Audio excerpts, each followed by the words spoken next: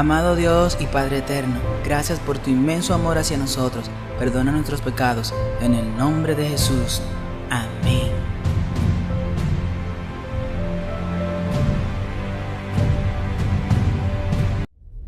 ¿Sabías que un ocultista de renombre mundial predijo una vez que para el año 2025 una misteriosa jerarquía espiritual tomaría el control de los asuntos mundiales? Esta jerarquía, según ella, influiría en el gobierno mundial tan profundamente que las estructuras mismas de nuestra realidad cambiaría. Sus escritos, llenos de reflexiones esotéricas y predicciones escalofriantes, son los que rigen a una organización tan importante como las Naciones Unidas. Ahora, considere la posibilidad de que la entidad misma en la política global está influenciada por fuerzas más allá de la comprensión humana, fuerzas sobre la cual la Biblia nos advierte. Helena Blavatsky, una mujer cuyo trabajo fue en el siglo XIX, dio origen a lo que ahora se conoce como el movimiento de la nueva era. En la superficie, sus enseñanzas parecen ser una búsqueda de la iluminación, una búsqueda de un conocimiento superior, pero debajo de la fachada brillante se esconde algo mucho más siniestro, una conexión con los llamados maestros ascendidos, seres espirituales que, según ella, ofrecían sabiduría más allá de la comprensión humana. Sin embargo, estas entidades, lejos de ser benévolas, llevan las marcas de la rebelión contra el creador de todas las cosas. Los escritos de Blavatsky abren puertas, y no es casualidad que el Papa haya abierto 5 puertas para el jubileo 2025, puertas que deberían haber permanecido cerradas. El Papa ha hecho algo sin precedentes. En este año santo, el año del jubileo que acaba de empezar, ha abierto una segunda puerta santa en una cárcel de Roma. Dice que quiere llevar esperanza a los presos porque atravesando esa puerta podrán obtener el perdón de sus pecados. Ma ho voluto che la seconda porta santa. He querido que la segunda puerta santa fuese aquí, en una cárcel. Lo decía el Papa Francisco a su llegada a la prisión de Rebibbia. Esta vez, y pese a sus problemas de movilidad, la ha cruzado a pie. Un gesto simbólico también por el hecho de que Italia es uno de los países europeos con mayor masificación carcelaria y este año se ha marcado un récord de suicidios, 88 presos. El Papa les ha llevado hoy un mensaje de esperanza. Non perdere la speranza, questo è il messaggio che voglio darvi. Y hoy, que es fiesta en Italia, San Esteban, el primer mártir del cristianismo, los alrededores del Vaticano son un continuo ir y venir de curiosos, de turistas y sobre todo de peregrinos, entre fuertes medidas de seguridad. Muchos vienen en familia, como estos que han llegado de Sicilia, o esta señora que acompaña a parientes venidos de Londres, atraídos, confiesa, por el perdón de los pecados. 2025 será un año de muchas pérdidas humanas. Isaías 60, verso 2 dice: Porque he aquí que tinieblas cubrirán la tierra, y oscuridad las naciones, mas sobre ti amanecerá Jehová, y sobre ti será vista su gloria. El espiritismo cubrió la sociedad sutilmente, como una sombra arrastrándose sobre un paisaje al anochecer. El espiritismo se cubrió con nombres intelectuales y pronto se convirtió en la base de las prácticas que alejaron los corazones de la verdad de Dios. La vieja mentira de la serpiente en el Edén está susurrando hoy de nuevo: seréis como dioses y no moriréis. ¿Podría esta sabiduría superior ser otra cosa que el mismo engaño antiguo cuidadosamente reempaquetado para una era moderna? Su influencia se extendió más allá de su vida, llevada adelante por Alice Bailey, su ferviente seguidora. Los escritos de Bailey no son las reflexiones de un místico distante, son escalofriantes predicciones que afirman trazar el futuro humano. Su visión era clara. Una jerarquía espiritual un día se revelaría abiertamente reclamando su lugar de poder sobre los asuntos mundiales. Todo esto se cumpliría en 2025. Con una confianza inquietante describió a estas entidades como parte de un gran movimiento que obligaría a la humanidad a abrazar un orden global uniéndose bajo un solo líder, uno al que comparó con una figura mesiánica. Pero para aquellos que conocen la palabra de Dios, esta figura lleva las marcas inconfundibles del anticristo, Satanás haciéndose pasar por Jesucristo. Alice Bailey cuyos escritos estaban impregnados de enseñanzas esotéricas y jerarquías espirituales. Su libro, La externalización de la jerarquía, habla de un tiempo venidero en el que fuerzas ocultas se manifestarán abiertamente y remodelarán el gobierno y la fe por igual. No es casualidad que veamos todos estos supuestos drones que los radares del ejército de los Estados Unidos no pueden detectar. No lo detectan porque son demonios. Las cosas espirituales deben verse de maneras espirituales. Son espíritus en las regiones celestes. Su visión se alinea incómodamente bien con la profecía bíblica. Bailey describió entidades espirituales que llamó la jerarquía, que según ella surgiría a medida de que la humanidad estuviera preparada para recibirlo. En 1 de Timoteo 4:1, Pablo dice: pero el Espíritu dice claramente que en los últimos tiempos algunos apostatarán de la fe. Estamos viendo esto con todas las iglesias apostatando, principalmente de sus líderes, escuchando a espíritus engañadores y a doctrinas de demonios. Aunque desde una perspectiva cristiana, estas entidades tienen un parecido sorprendente con las fuerzas demoníacas. La Biblia advierte en 2 de Tesalonicenses 2:9 que viene aquel cuya venida es obra de Satanás, con todo poder, señales y prodigios mentirosos. La influencia de Bailey dentro de instituciones globalistas como las Naciones Unidas plantea preguntas inquietantes. ¿Podrían las políticas promovidas bajo la bandera de las Naciones Unidas tener raíces en algo mucho más siniestro? La Biblia nos enseña que el mismo Satanás se transforma en un ángel de luz, 2 de Corintios 11:14. ¿Y qué mejor disfraz que los esfuerzos humanitarios camuflajeados en nobles intenciones? Es muy fácil engañar a alguien ayudando a los niños y supuestamente a la humanidad. El trabajo de Bailey no se relega a estanterías polvorientas, vive en instituciones con influencia global. Entre ellas está Lucy Strauss, una organización que ella fundó originalmente llamada Lucifer Publishing Company, un nombre que revela mucho. El fideicomiso está profundamente alineado con las enseñanzas de Bailey y está asociado con las Naciones Unidas, una entidad considerada por muchos como un faro de esperanza y paz. Pero cuán inquietante es la idea de que una organización que moldea políticas que afectan a miles de millones puede estar influenciada por el mismo Satanás, por filosofías arraigadas en lo oculto. Ella habló de crisis inminentes que llevarían a la humanidad a reconocer la necesidad de un nuevo orden mundial. Afirmó que estas crisis no eran aleatorias, sino pasos necesarios para preparar al mundo para el surgimiento de un nuevo líder. Todas estas crisis que vemos, incluyendo la del 2020, han sido planeadas. Llamó a este proceso la etapa del precursor, un tiempo de preparación y prueba destinado a revelar la preparación de la humanidad para lo que se avecina. El lenguaje que usó es inequívocamente espiritual, pero muy alejado de la verdad de la palabra de Dios. Bailey describió las fuerzas demoníacas como si fueran guías buenos que trabajan a través de iniciados y maestros para lograr esta gran transformación.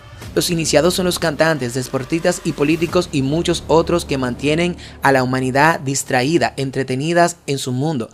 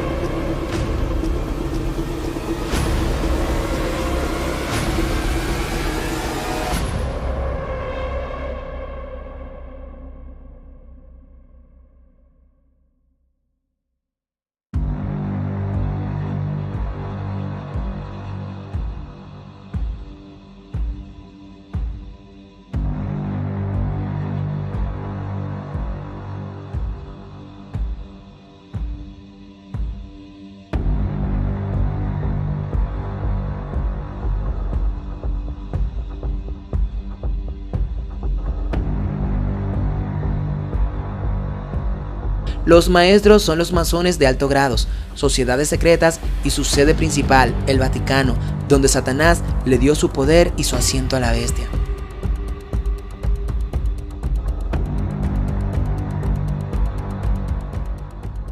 Escribió que sus planes, originalmente previstos para siglos en el futuro, se habían acelerado debido a la inesperada preparación de la humanidad.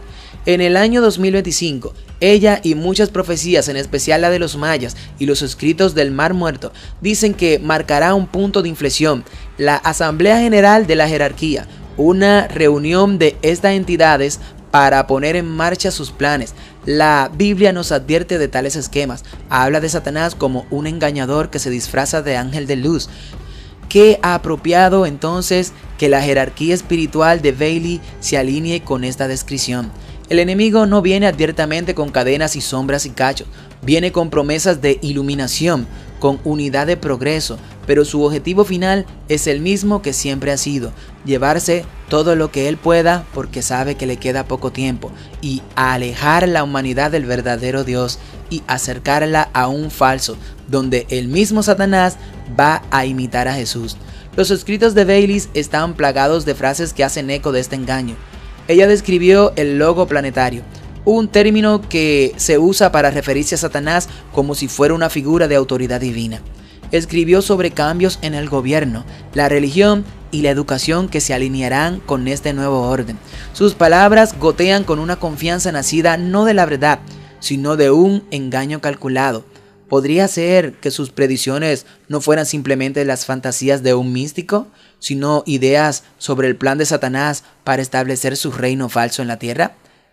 Esta no es una teoría de conspiración, sino una realidad espiritual que se desarrolla ante nuestros propios ojos.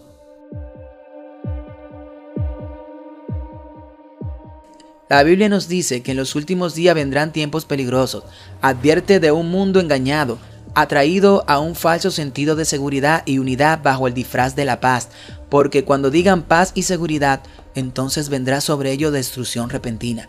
Primera de Tesalonicenses 5:3. Estábamos muy claros que la mayoría aceptará la marca de la bestia, pero aún así debemos predicarles a cuanto podamos. Los sistemas globales que vemos tomar forma, las filosofías que buscan reemplazar la verdad de Dios con la sabiduría humana, apuntan al cumplimiento de esta profecía. A medida que rastreamos estos desarrollos, se hace evidente cuán profundamente la humanidad anhela soluciones, a menudo sin tener en cuenta de dónde venga. El anhelo de paz, la estabilidad y la unidad son universales, pero los caminos ofrecidos por Satanás son traicioneros. El atractivo de la armonía global bajo un sistema singular promete simplicidad, pero oculta cadenas de opresión espiritual, social y perder tu alma. Estas promesas hacen eco de las falsas garantías dadas en el jardín del Edén de que, si dejamos la ley de Dios, tendremos una libertad que nos conducirá a una forma superior de existencia. Pero la Biblia nos recuerda que hay camino que al hombre le parece correcto y su final conduce a la muerte. Proverbios 14:12. Lo que hace que este tiempo sea aún más urgente es la forma en que estas enseñanzas se filtran en la cultura, a menudo sin ser notadas. El concepto de un destino espiritual compartido, separado de la verdad bíblica, se vuelve atractivo, especialmente en un mundo cansado de la división y la lucha. Pero este destino compartido no es más que una falsificación inteligente. El plan de Satanás es imitar la unidad que se encuentra en Cristo para presentar una sombra donde Él se hace pasar por Jesús para alejar los corazones del Creador y llevarlos hacia la destrucción.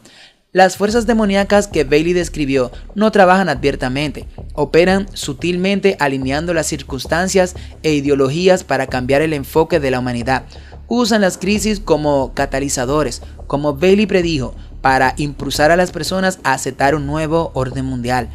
Es una estrategia diseñada para explotar nuestras vulnerabilidades, nuestros miedos e incluso nuestros nobles deseos por un mundo mejor.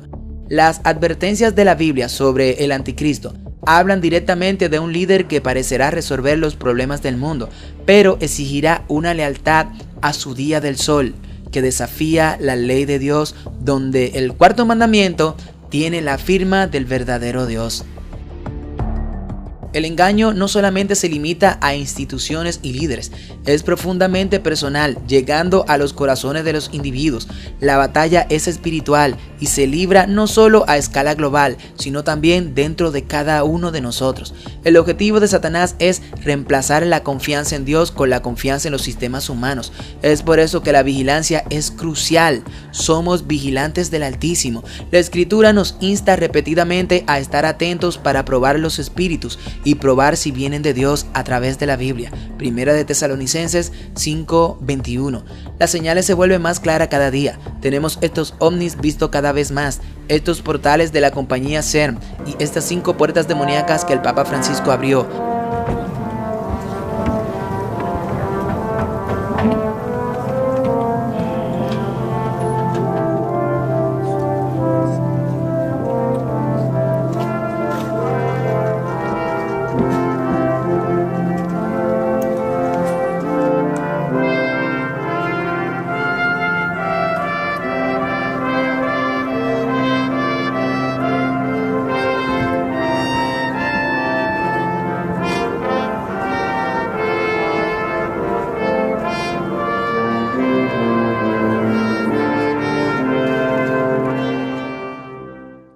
Para darle la bienvenida al Jubileo 2025, o mejor dicho, a la externalización de la jerarquía. Pero incluso cuando el mundo parece girar en espiral hacia el fin profetizado, hay esperanza, esperanza en las promesas de Jesús, que dijo: he aquí, os lo he dicho antes, su palabra es nuestra ancla, su verdad es luz en la oscuridad para aquellos que confían en el Señor. No hay necesidad de temer, su regreso se acerca y con él el triunfo final del bien sobre el mal.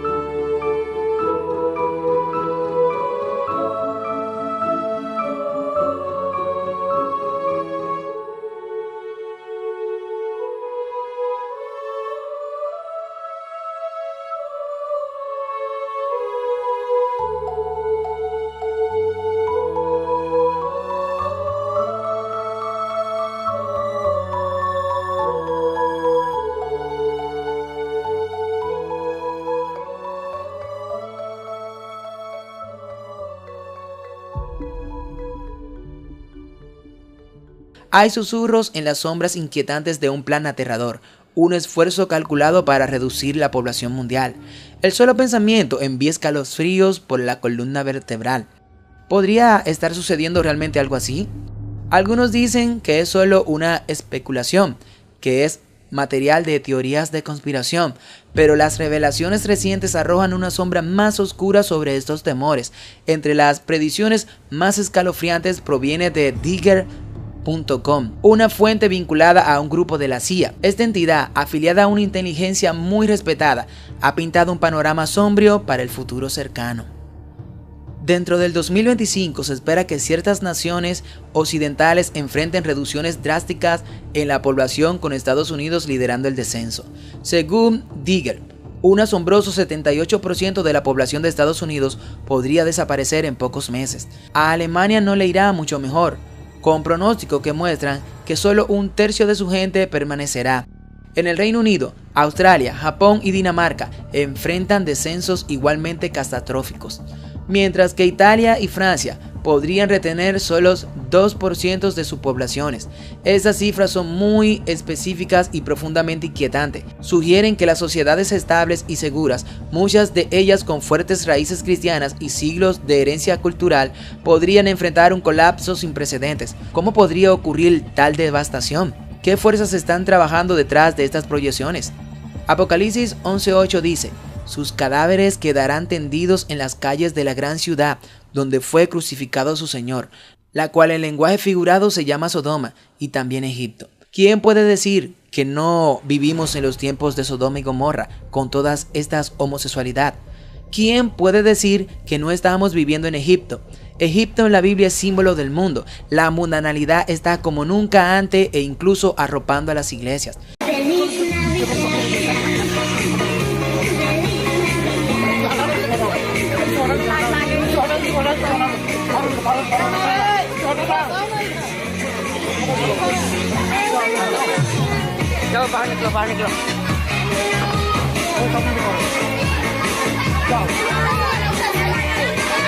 Estas despoblaciones afectará más a los países cristianos y según Digger, las poblaciones aumentarán en países fuertemente idólatras. Las predicciones de Digger alguna vez fueron descartadas como teoría de conspiración, pero llamaron la atención de muchos incluso antes de que la pestilencia 19 golpeara de manera intrigante. Después que comenzó la crisis de salud mundial, la página del gobierno americano llamada Diggers, que detallaba estas proyecciones, desapareció, dejando atrás un vacío inquietante e incluso más preguntas. ¿Podrían estos pronósticos contener un núcleo de la verdad o son simplemente otra capa en una compleja red de especulación y miedo? Aquellos que creen en la existencia de una agenda de despoblación ofrecen explicaciones escalofriantes que apuntan a los avances modernos en medicina y salud pública, convertidos en herramientas dañinas. Los pinchazos que alguna vez se celebraron como curas milagrosas se mencionan ahora con sospechas. ¿Podrían algunos estar diseñados para no curar, sino para dañar, para propagar pestilencia en lugar de prevenirlas? ¿O incluso para reducir silenciosamente la fertilidad con el tiempo? La idea es casi demasiado sombría para entretenerse, pero los susurros persisten. Y luego están las pestilencias que todos hemos vivido y hemos visto cómo transformó nuestro mundo casi de la noche a la mañana. Eso mismo pasará otra vez. No deje que esto te agarre de sorpresa esta vez. Ya Dios nos lo había mostrado en el libro de Daniel. Los jóvenes hebreos fueron probados por la comida, símbolo de la salud. Asimismo fuimos probados con la pestilencia 19. Y luego los jóvenes hebreos fueron amenazados de muerte, fueron probados con adorar a la imagen de Nabucodonosor. Esta vez no es la imagen de Nabucodonosor, sino la imagen de la bestia con la que seremos probados. La unión de la iglesia y el Estado y su marca. Un día falso de reposo en el que Babilonia adoraba al dios Sol. Si traduces el nombre del día domingo en inglés, su traducción es el día del sol, Sunday, la marca de la bestia, cuando se imponga guardarlo de manera obligatoria. El domingo climático, te dirán que es un día para dejar descansar al planeta y suplantarán el cuarto mandamiento, el único mandamiento que dice que Dios es el creador de todo. Un evento calculado, diseñado para preparar el escenario para cambios radicales. Algunas voces en las sombras advierten sobre pestilencias que se utilizan como herramientas de control, allanando el camino para intervenciones médicas obligatorias, restricciones a la libertad personal y cambios sociales que aceleran el declive de la población. Satanás siempre está trabajando a través de agencias humanas para traer sufrimiento y miedo al mundo, siempre con el objetivo de alejar a la gente de Dios. Dios, a través de la Biblia, ofrece colirios para que sus elegidos no sean engañados y estén velando, o mejor dicho, vigilando estas señales para no ser engañados por Satanás a través de sus agentes humanos. En Apocalipsis se nos habla de un tiempo de gran tribulación, cuando el sufrimiento y la muerte parecerán llover. Apocalipsis 6:8 describe un caballo pálido, cuyo jinete es la muerte, trayendo destrucción a una cuarta parte de la tierra a través de la espada, del hambre y de la plaga. ¿Podrían estos susurros de despoblación ser un eco moderno del cumplimiento de esta profecía? Sin embargo, estos susurros no son solo sobre estadísticas y estrategias, son sobre el alma misma de la humanidad. El apuntar a las naciones con fuertes despoblaciones cristianas plantea una pregunta inquietante. ¿Por qué naciones cristianas? ¿Podría ser que esta agenda no es solo política o económica, sino profundamente espiritual? Hay una gran controversia entre Cristo y Satanás, donde cada alma humana está en medio del conflicto. ¿Podría esto ser parte de eso? ¿Estamos en el medio de esta batalla cósmica? ¿Estamos terminando los 6000 años y Satanás sabe que su tiempo es corto? ¿Es posible que Satanás busque debilitar a estas naciones cristianas para desmantelar su fundamento cristiano en la palabra de Dios y engañar a los cristianos tibios que van detrás de las cosas de este mundo? Mientras exploramos estos pensamientos inquietantes, No podemos ignorar el papel del miedo. El miedo es un arma poderosa que impulsa a las personas a aceptar lo que de otro modo rechazarían, a cambiar la libertad por seguridad y buscar soluciones humanas en lugar de la providencia divina. Muchos se alejarán de Dios buscando seguridad en los mismos sistemas que los oprimen. Satanás trabaja a través de los elementos también para cosechar su cosecha de almas desprevenidas. A medida que el mundo se acerca a su capítulo final, la actividad de los demoníacos se intensifica y nadie puede negar eso, y su presencia se siente incluso en lugares que menos podríamos esperar.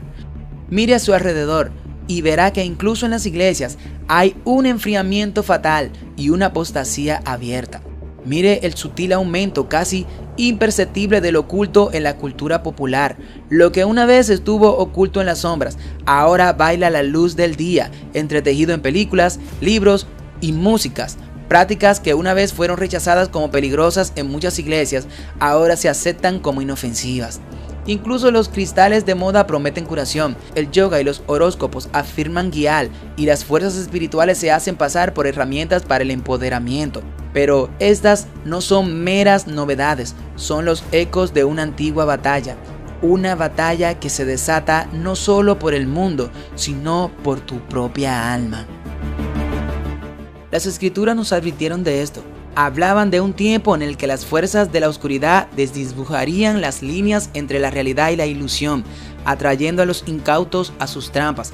Estas no son solo advertencias de ídolos, son los gritos de batalla de un Salvador que conocía la profundidad de la astucia del enemigo. La Biblia dice que el mismo Satanás puede convertirse en un ángel de luz, y si fuera posible engañaría incluso a los elegidos, y ahora en estos días sus engaños se vuelven más convincentes. Considera el reciente aumento en los informes de avistamiento de ovnis, que han estado capturando la imaginación y los titulares. En los Estados Unidos se han rastreado objetos inexplicables en los cielos, moviéndose de maneras que desafían la lógica y la ingeniería humana. A través del océano, Portugal también ha visto luces y fenómenos misteriosos. Para algunos, estos eventos son emocionantes destellos de un universo más amplio. Para otros, son evidencias aterradoras de algo desconocido. Pero, ¿qué pasa si estos encuentros no son ni extraterrestres ni estrellas fugaces? ¿No dice Jesús: yo veía a Satanás caer del cielo como un rayo? La ciencia se apresura a explicar estos sucesos buscando respuestas en una inmensidad del espacio, pero las escrituras ofrecen una perspectiva diferente, una mucho más real, la cual las personas con sus ojos en las cosas de este mundo físico no pueden ver. La palabra de Dios advierte de un tiempo en el que lo sobrenatural se desangrará en lo natural, donde para este mundo las señales y maravillas de Satanás haciéndose pasar por Cristo servirán como prueba de la verdad y como herramientas de engaño. Apocalipsis habla de mentiras maravillosas y el mismo Jesús advirtió de señales falsas que vendrían a engañar. ¿Podrían estos llamados encuentros extraterrestres ser el acto de apertura de una obra mucho más oscura que está por venir? ¿Qué pasa si la fascinación del mundo con la vida extraterrestre no es sobre lo que hay más allá de las estrellas, sino sobre lo que acecha en el reino espiritual? ¿Qué pasa si estas luces en el cielo y los encuentros extraños están destinados a preparar a la humanidad para el engaño definitivo? Una figura que se elevará no de los cielos, sino de las profundidades, envuelta en poder y prometiendo salvación a un mundo en caos. El plan del enemigo es tan sutil como audaz. Él sabe que la humanidad se siente atraída por lo espectacular, lo misterioso y lo desconocido. Él sabe cómo jugar con nuestros miedos y nuestras esperanzas para explotar nuestro anhelo de respuestas y significado en esta era de la información, donde la línea entre la verdad y la falsedad se vuelve cada vez más delgada. Sus engaños toman nuevas formas, teorías de conspiración que entrelazan fragmentos de verdad y ficción, atrayendo incluso a los sabios en sus trampas. Estas teorías, aunque a menudo extrañas, tocan algo profundamente real. Hablan de fuerzas que trabajan detrás de escena, de planes y agendas que parecen demasiado coordinados para ser mera casualidad. Y, aunque algunos lo descartan de plano, otros ven en ello destello de una batalla espiritual que se desarrolla en el mundo físico. La Biblia nos advierte que no seamos ignorantes de los planes de Satanás, ya que su objetivo es siempre el mismo: alejarnos de Dios y llevarnos a los brazos de un Salvador falso. El anticristo representa el clímax de este engaño, una figura que ya está entre nosotros. Este se sienta en el Vaticano, pero el real anticristo, el archienemigo de Dios, se levantará en medio de la agitación mundial, ofreciendo soluciones a los problemas del mundo. Vendrá con señales y maravillas, con poder que deslumbra y aterroriza. Este es el padre de las mentiras, y aquellos que no están arraigados en la verdad serán arrastrados por su carisma, sus promesas y sus milagros falsos. La inspiración nos dice: lo experimentado en lo pasado se repetirá. En lo porvenir, las supersticiones satánicas cobrarán formas nuevas. El error será presentado de un modo agradable y halagüeño. Falsas teorías, revestidas de luz, serán presentadas al pueblo de Dios. Así procurará Satanás engañar a los mismos escogidos, si fuere posible. Se ejercerán influencias extremadamente seductoras e hipnotizarán las mentes. Exaltarán la naturaleza como si fuera Dios, la desenfrenada licencia de la voluntad humana. Esto es: yo todo lo puedo porque yo creo en mí, voy a seguir mi corazón que me llevará a todo este tipo de cosas de esta falsa humanidad que se creen dioses. Sigue diciendo: los consejos de los impíos son instrumentos de Satanás para alcanzar ciertos fines. Se valdrá del poder de la mente sobre la mente para ejecutar sus planes. Lo más triste de todo es que, colocados bajo esa influencia engañosa, los hombres tendrán una apariencia de piedad sin estar en verdadera comunión con Dios, como Adán y Eva, que comieron del fruto del árbol del conocimiento del bien y del mal. Muchos se alimentan ahora de los frutos del error. Los agentes satánicos revisten las falsas teorías de un vestido atractivo. Así como en el huerto del Edén, Satanás ocultó su identidad a nuestros primeros padres, hablándoles por intermedio de la serpiente. Esos agentes hacen penetrar en la mente humana lo que en realidad es un error mortal. La influencia hipnótica de Satanás se ejercerá sobre quienes se aparten de la palabra de Dios para aceptar fábulas agradables. A aquellos que han tenido más luz es a quienes Satanás trata con mayor empeño de seducir. Sabe que si puede engañarlos, ellos, bajo su dirección, habrán de revestir el pecado de ropas de justicia, y así extraviarán a muchos que los siguen a ellos. Ahí está la cita, Joya de los Testimonios, tomo 3, 272. En estos tiempos, las líneas entre la realidad y lo sobrenatural se difuminan como nunca antes. Las herramientas del enemigo ya no son tan crudas, son sofisticadas, hechas a la medida de un mundo que exige evidencia y espectáculo, y sin embargo no quieren oír la palabra de Dios, no quieren oír la advertencia. Me he encontrado con hermanos y hermanas que solo quieren temas sobre el falso amor, que no advierte, y dicen que yo predico para que la gente tenga miedo, que no le gusta como yo predico, pero a mí no me importa si te gusta o no como yo predico. A mí me importa predicar lo que Dios me manda a predicar. Si te gusta o no son tus problemas. Yo no vengo a hablarte palabras mías, yo vengo a hablarte con un así, dice el Señor. Y si no te gusta, eso significa que tú no quieres lo que Dios tiene que decirte. Y no son mis problemas, son tus problemas. Cuando vine de Honduras, quise tomarme una semana de descanso y fui a una iglesia. El pastor, cuando empezó a predicar, dijo que hay personas que porque predican en YouTube se creen los mejores. Yo estaba adelante en el segundo banco con mi Biblia abierta para escudriñar el mensaje que ese pastor iba a dar. Supe que él se refería a mí cuando él dijo que hay personas que se creen que saben mucho porque predican por YouTube. Me quedé callado y humildemente estaba preparado para escuchar la palabra de Dios a través de él. Pero este pastor dijo que el conocimiento no es importante, que lo importante es el amor en Dios. Entonces no me contuve y le dije delante de todo el mundo ahí en la iglesia: pastor, pero ¿cómo usted me explica Oseas 4:6? Me preguntó qué dice Oseas 4:6. Le dije: mi pueblo se perdió por falta de conocimiento. El pastor se puso nervioso delante de todo y dijo que eso no se refiere a ese conocimiento. Lo interesante es que el sábado pasado se me invitó a cantar a muchos jóvenes y a darle un corto mensaje. Después de terminar, un amigo se acercó a mí y me dijo: Ero, una chica que es directora de jóvenes vino a mí y me preguntó que cómo tú puedes estar cantando aquí si su pastor le dijo a ella que no te invitara porque tú estabas en disciplina. Mi amigo le dijo a ella que yo no estaba en disciplina y que además yo no pertenecía al distrito de ese pastor. La verdad es que, gracias a Dios, aunque en mi iglesia no me invitan, yo no estoy en disciplina y me invitan en un montón de iglesias. Si no me quieren, a Jesús no lo aceptaron su propia gente. Y eso es normal. Fíjense que más fácil uno le llega a una persona afuera que a un familiar. Muchos pastores de la iglesia me invitan. Muchos pastores. Vivo predicando todo el tiempo y cantando. Y mucho más en las iglesias de las conferencias. Porque yo todavía estoy en los libros de la iglesia de la conferencia. Claro, eso no me dice que estaré inscrito en el libro de los cielos. Si yo no tengo una relación con Jesús, yo no estaré inscrito en los libros de los cielos. Pero no todas estas iglesias están en apostasía, eso es mentira. Hay hermanos que ni siquiera saben quién es Ted Wilson y aman a Dios de todo corazón. Siempre digo, no todos los pastores que pertenecen a la conferencia son malos, ni todos los pastores que tú ves que son de sostén propio o independiente son buenos. Pero este pastor que le dijo a sus iglesias que no me invitaran porque yo estaba en disciplina, es el mismo pastor al que yo le dije que me explicara Oseas 4:6, que dice que mi pueblo se perdió porque le faltó conocimiento. Es un pastor mentiroso y lo extraño es que yo ni siquiera sabía nada. Habían hecho reuniones a escondidas de los miembros para no dejarme predicar ni cantar.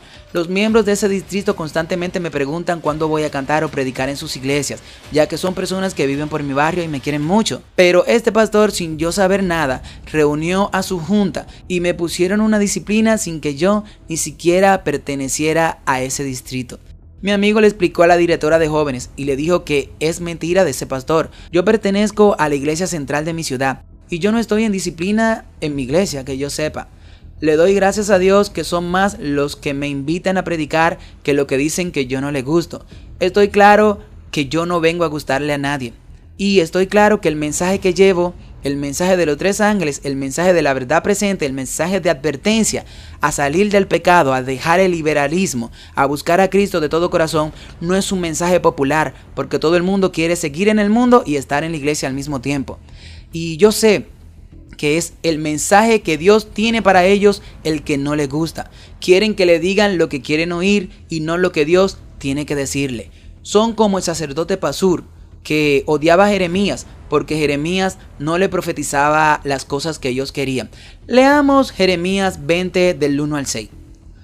Luego el sacerdote Pasur, hijo de Immer, que era inspector y jefe del templo del Señor, escuchó lo que profetizó Jeremías y mandó a golpear al profeta Jeremías y que lo sujetaran al cepo que estaba en la puerta superior de Benjamín, junto al templo del Señor. Al siguiente día, Pasur quitó a Jeremías del cepo. Entonces Jeremías le dijo: el Señor ya no te llamará Pasur, sino el rodeado de terror. Porque esto dice el Señor: voy a traer el terror sobre ti y sobre todos tus seres queridos. Ellos morirán en batalla en manos de sus enemigos, y tú lo verás con tus propios ojos. Le entregaré al rey de Babilonia todos los habitantes de Judá, y él los llevará a Babilonia, donde los matará a filo de espada. Les entregaré a sus enemigos todos los tesoros de esta ciudad, todo lo que ha producido, todas sus posesiones y todos los tesoros de los reyes de Judá. Los babilonios los saquearán y se los llevarán a Babilonia. Y tú, Pasur, irás prisionero a Babilonia junto con todos tus seres queridos, y allí morirás y te enterrarán a ti y a todos tus amigos, a quienes les profetizabas falsedades. Voy a volverlo a leer. Y quiero que te imagines a la iglesia católica como Babilonia. En realidad es Babilonia, es la Babilonia moderna. Pero quiero que te la imagines en este pasaje y que veas a Jeremías como los siervos que están llevando la verdad presente en estos tiempos y que son denigrados por el liderazgo de la iglesia adventista. No olvides que Israel es el pueblo moderno adventista, al igual que Judá. Leámoslo de nuevo. Luego el sacerdote Pasur, hijo de Immer, que era inspector y jefe del templo del Señor, escuchó lo que profetizó Jeremías y mandó a golpear al profeta Jeremías y que lo sujetaran al cepo que estaba en la puerta superior de Benjamín, junto al templo del Señor. Al día siguiente, Pasur quitó a Jeremías del cepo. Entonces Jeremías le dijo: el Señor ya no te llamará Pasur, sino el rodeado de terror, porque esto dice el Señor: voy a traer el terror sobre ti y sobre todos tus seres queridos. Ellos morirán en batalla en manos de sus enemigos, y tú lo verás con tus propios ojos. Le entregaré al rey de Babilonia a todos los habitantes de Judá, y él los llevará a Babilonia, donde los matará a filo de espada. Les entregaré a sus enemigos todos los tesoros de esta ciudad, todo lo que ha producido, todas sus posesiones y todos los tesoros de los reyes de Judá. Los babilonios los saquearán y se lo llevarán a Babilonia. Y tú, Pasur, irás prisionero a Babilonia junto con todos tus seres queridos. Allí morirás y te enterrarán a ti y a todos tus amigos, a quienes les profetizabas falsedades. Quizás piense que esto no puede pasarle a la iglesia, que Roma no se quedará con sus instituciones, o que la Conferencia Adventista nunca dejará de pagarle a sus pastores. Bueno, mira lo que dice este señor que es pastor de la Conferencia de Michigan, la misma conferencia que despidió a Conrad Baum y al pastor Ron Kelly. Algunas personas me han dicho, bueno, él no estaba hablando de ahora, él estaba hablando de en el futuro, que si sucedería en el futuro, que podría ser que tuviera que llegar un momento, bueno, que fuera necesario un retiro para eclesiástico. Lo que algunas personas no entienden es que aquellos que han estudiado esto en la Biblia y en el Espíritu de Profecía, que entienden la posición oficial de nuestra iglesia sobre esto, saben que ese tiempo nunca llegará. La iglesia nunca alcanzará ese punto de apostasía. Seguro que es probable que llegue el momento en que ya no tengamos una organización por razones legales o económicas, pero no será por razones de apostasía. Este hombre admite que la iglesia de la conferencia va a desaparecer. Pero no olvidemos también el sueño de Ellen White sobre las posesiones de la iglesia. En Testimonios para la Iglesia, página 577, Elena White describe un sueño que tuvo y que escucharán a continuación. Esa noche yo soñé que estaba en Battle Creek mirando hacia el lado de afuera de la ventana de la puerta y vi una compañía marchando hacia la casa, de dos en dos. Parecían severos y decididos. Yo los conocí bien y me volví a abrir la puerta del salón para recibirlos, porque los que ella vio eran personas que estaban en la misma iglesia, eran personas de adentro, y por eso ella abrió la puerta para recibirlos. Pero pensé que debería mirar nuevamente. La escena había cambiado. La compañía ahora presentaba la apariencia de una procesión católica. Uno sostenía en sus manos una cruz, otro una caña. Y cuando se acercaron, el que estaba cargando una caña hizo un círculo alrededor de la casa, diciendo 3 veces: esta casa está proscrita, los bienes deben confiscarse, ellos han hablado contra nuestra santa orden. El terror se apoderó de mí, y corrí atravesando la casa, saliendo por la puerta norte, y me encontré en medio de una compañía, algunos de los cuales yo conocía, pero no me atreví a hablarle una palabra a ellos por temor a ser traicionada. Yo intenté buscar un lugar retirado donde pudiese llorar y orar sin encontrar ojos ávidos e inquisitivos donde quiera que me volviese. Frecuentemente repetía: si tan solo pudiera entender esto, si ellos me dijesen lo que he dicho o lo que he hecho. Yo lloré y oré mucho cuando vi nuestros bienes confiscados. Traté de leer simpatía o piedad hacia mí en las miradas de los que estaban a mi alrededor, y me fijé en los semblantes de varios de quienes yo pensaba que me hablarían y me confortarían si no temiesen ser observados por estos otros. Hice un intento de escapar de la multitud, pero al notar que me estaban vigilando, oculté mis intenciones. Comencé a llorar en voz alta, diciendo: si me dijeran tan solo lo que he hecho o lo que he dicho. Mi marido, que estaba durmiendo en una cama en el mismo cuarto, me oyó llorar en voz alta y me despertó. Mi almohada estaba mojada con las lágrimas y una triste depresión de espíritu estaba sobre mí. Ahora yo les digo a ustedes, ¿cuáles son los bienes de Ellen White? Sus escritos. Ellos han hablado contra nuestra santa orden, dijeron los católicos que estaban junto con los adventistas ahí. Eran líderes católicos juntos con líderes adventistas. ¿Contra cuál santa orden habló Ellen White? Contra los jesuitas, contra la iglesia católica. ¿No dicen los líderes de la iglesia adventista que debemos pedirle perdón a la iglesia católica? Si usted no me cree, mire este video. La iglesia romana puede, como sugirió la pionera adventista Ellen White, ahora presentar un frente justo en el mundo, pero permanece inalterada. Y cita, debajo de la apariencia variable del camaleón. Ella, que es la Iglesia Católica, oculta el veneno invariable de la serpiente. Fin de la cita. Creo que es hora de distanciarnos de esta caracterización. Y luego, mi tema fue la actitud de los adventistas hacia el catolicismo romano desde 1844 hasta 1965. E incluso la Iglesia del Vaticano I no es la misma iglesia que la comunidad que preside al Papa Francisco. A pesar de todas nuestras diferencias, somos compañeros en el cumplimiento de la comisión que Cristo dio a sus seguidores antes de dejar este mundo. Lo que más me sorprende cuando asisto ocasionalmente a un servicio de adoración católica o lo miro por televisión, lo que más me sorprende es que suceden cosas. Muchas cosas suceden. Se diferencia de la adoración dominada por sermones protestantes, en que la mayoría de los sermones católicos son mucho más visuales, variados e interactivos, como los servicios del tabernáculo y del templo del Antiguo Testamento. Ofrecen una experiencia que atrae a todos los sentidos. Los adventistas tienen miedo de hacer que la religión sea demasiado emocional y de introducir de alguna manera ideas y formas que se perciben como católicas, y por lo tanto pueden llevarnos por un camino traicionero hacia Babilonia. El riesgo de robar a los adoradores el toque de lo sagrado. Hagamos un esfuerzo para dejar de tergiversar otras denominaciones cristianas, incluida la Iglesia Católica. Espero que mi libro pueda contribuir a este proceso.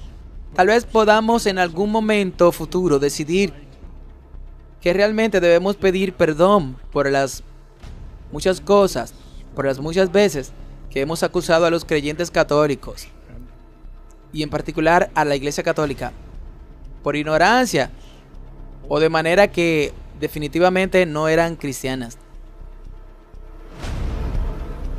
¿Sabían que existen personas a los que no les gustan que se muestren estas cosas?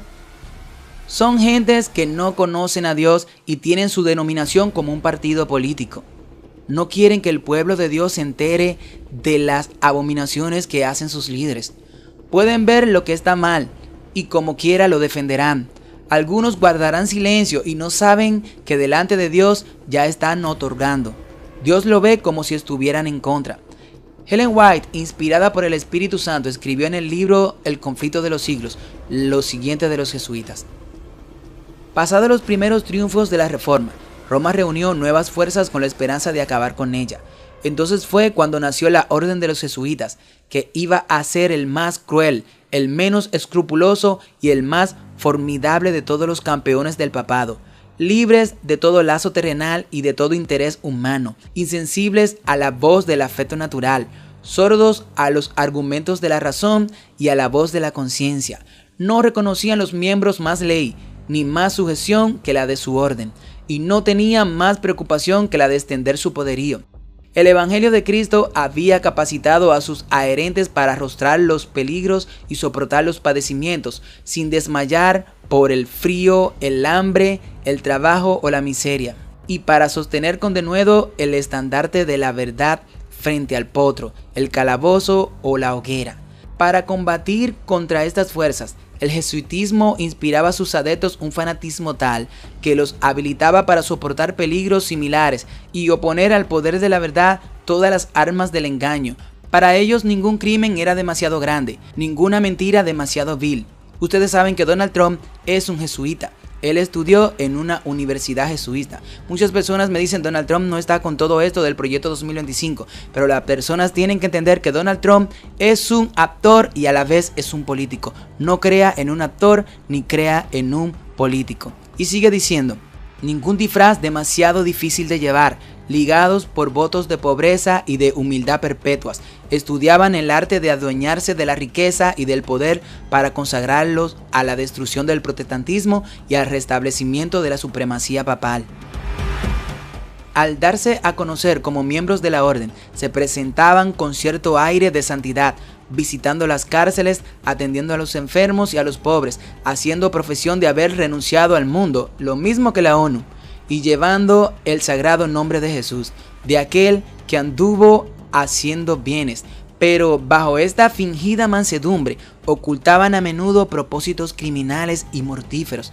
Era un principio fundamental de la orden, que el fin justifica los medios. Según dicho principio, la mentira, el robo, el perjurio y el asesinato no solo eran perdonables, sino dignos de ser recomendados, siempre que vieran los intereses de la Iglesia.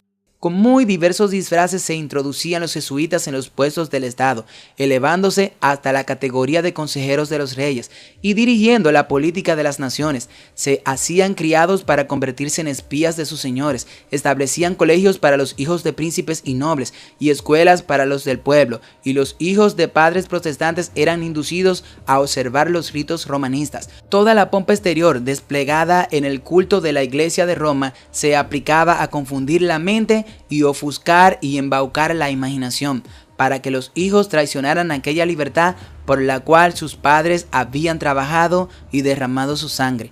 Los jesuitas se esparcieron rápidamente por toda Europa y doquiera iban, lograban reavivar el papismo.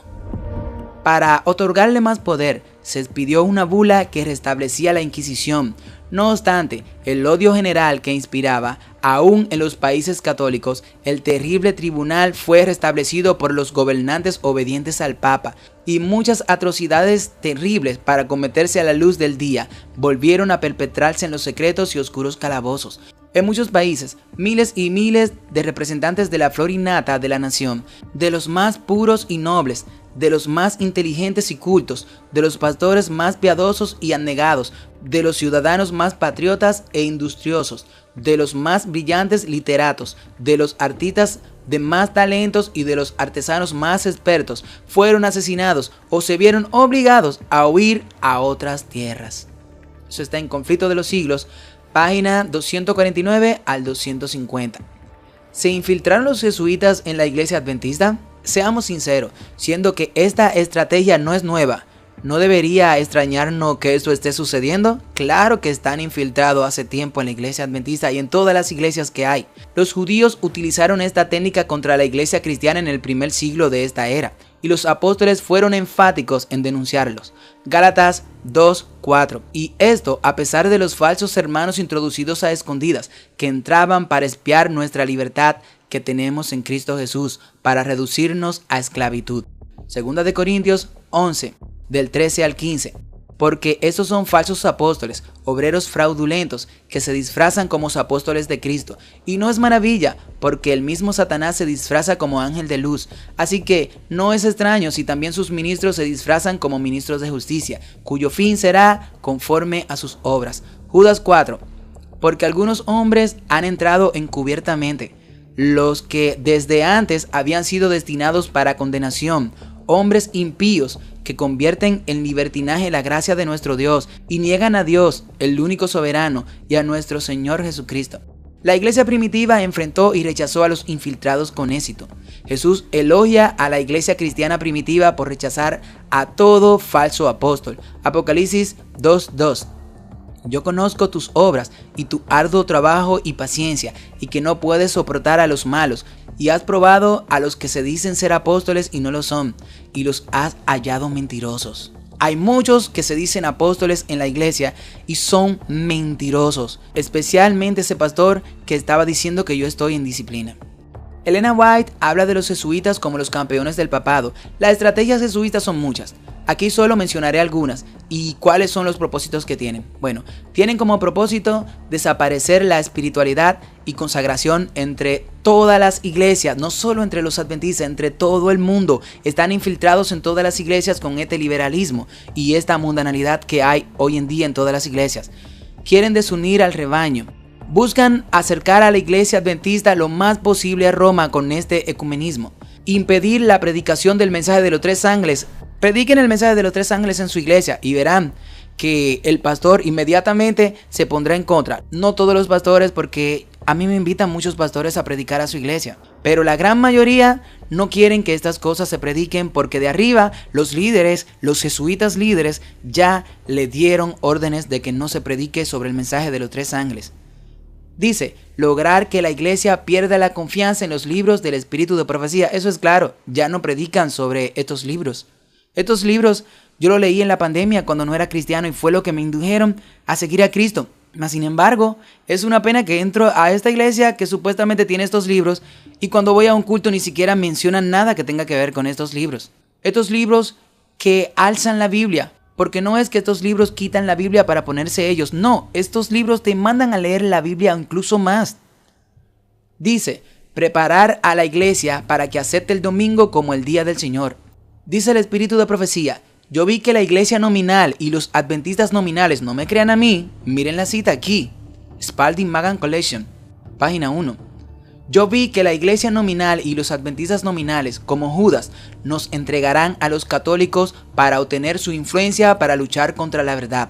Los santos serán entonces un pueblo oscuro, poco conocido para los católicos, pero las iglesias y los adventistas nominales que conocen nuestra fe y costumbre, porque ellos nos odiaron a causa del sábado, ya que no pudieron refutarlo, traicionarán a los santos y los denunciarán a los católicos como los que desprecian las instituciones del pueblo y no obedecen al gobierno. Es decir, que ellos guardan el sábado y desprecian el domingo. Aquí está la cita, esto no me lo estoy inventando yo.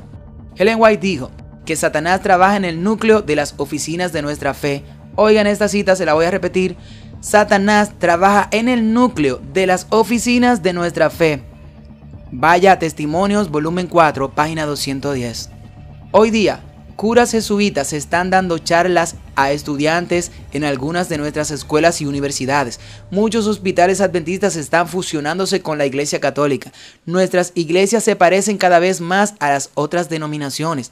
La mundanalidad en la iglesia es evidente y pareciera como si nuestra iglesia fuera a la deriva. Pero quiero dejar bien claro esto. Hay 7,000 rodillas dentro del remanente de Dios que no han doblado sus rodillas a Baal. Cristo dice, sobre esta roca, y Cristo es la roca, edificaré mi iglesia. Él es la roca. La Biblia enteramente habla de Cristo como la roca, no es Pedro. Todo en la Biblia está claro de que Jesús es la roca. Y las puertas del Hades no prevalecerán contra ella. ¿Qué es la puerta del Hades? Las puertas del infierno, las puertas de la muerte no prevalecieron contra Jesús, porque Jesús resucitó al tercer día. Pero contra Pedro sí prevalecieron, porque Pedro incluso, Jesús mismo le dijo, aléjate de mí, Satanás. Y no solamente le dijo, aléjate de mí, Satanás, sino que Pedro murió y hasta el sol de hoy no ha resucitado. Así que las puertas del infierno sí han prevalecido contra Pedro. Nuestra roca, la roca eterna, dice la Biblia, es Cristo. No pongamos en duda la Biblia ni el espíritu de profecía. Debemos luchar por mantener nuestras normas en alto, nuestra identidad, pero no podemos tratar de arrancarle la cizaña. Esa tarea no nos corresponde, porque también hay hermanos muy celosos que tratan a personas muy mal, demasiado mal, y se vuelven fariseos. No arranquemos las cizañas, porque las cizañas las arrancará Cristo. Es la misma lucha que se ha librado desde el principio de los tiempos. El enemigo no es creativo, simplemente es persistente y usa nuevos métodos para librar la misma guerra. Pero se nos ha advertido, la escritura es la verdad que corta la niebla del engaño. Mientras el mundo mira los cielos en busca de respuesta, debemos mirar la palabra de Dios, que es ahí donde está la verdadera historia, porque al final no es lo espectacular lo que nos salvará, sino las silenciosas e inmutables promesas de Dios. E incluso cuando el enemigo se mueve, a medida que sus engaños crecen, los que se mantienen firmes en la verdad no serán engañados. El propósito de yo hacer estos videos y mi intención no es elevar la agenda del enemigo ni alienar a nadie. Mi deseo más profundo es obedecer a Dios, llevar su mensaje al mundo y ganar almas para Cristo y luego para cada uno de ustedes, para que permanezcan vigilantes y atentos, porque el tiempo ya se acaba. La Biblia enfatiza la importancia de prestar atención a la profecía y a las señales que nos rodean, pero hoy más que nunca el mundo nos distrae con cosas que no son importantes para la salvación, embotando nuestros sentidos y dejándonos ciegos a lo que se está desarrollando detrás de escena. Así que mi llamado a ustedes es este: mantengámonos firmes, nutriéndonos diariamente con la palabra de Dios, que este año 2025 marque nuestro compromiso renovado con poder de permanecer fuertes en Jesús. No temas lo que viene, porque el Señor guardará tu salida y tu entrada desde ahora y para siempre. Oremos. Padre Celestial, venimos ante ti con corazones humildes, buscando tu sabiduría y guía en estos tiempos difíciles. Llénanos de tu espíritu para que podamos discernir la verdad del engaño. Fortalécenos para permanecer firmes en tu palabra y hacer brillar tu luz en la oscuridad que nos rodea. Oh Señor, ponemos nuestras esperanzas en ti, sabiendo que tus promesas nunca fallan. Ayúdanos a caminar con fe, fijando nuestros ojos solamente en Jesús, hasta que nos lleve a la victoria. En su poderoso nombre oramos, Padre bueno. Amén.